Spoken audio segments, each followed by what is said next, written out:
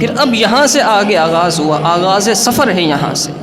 حضور جان عالم صلی اللہ علیہ وسلم معراج کی شب جب چلے تو علماء بیان کرتے ہیں، آپ نے بھی سنا ہوگا کہ نبی پاک صلی اللہ علیہ وسلم کا امامہ اقدس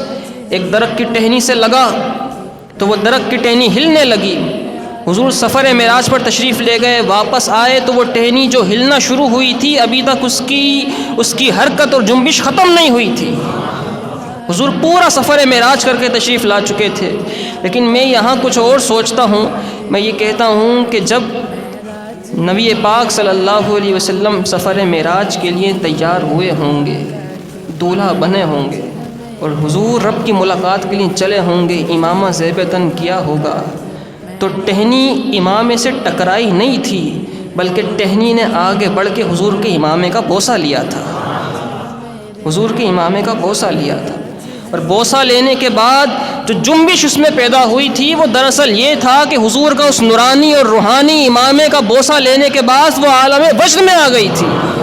وہ وجد کرنے لگی تھی، وہ وجد کر رہی تھی، جھوم رہی تھی نبی پاک صلی اللہ علیہ وسلم کے امامے کو چومنے کے بعد۔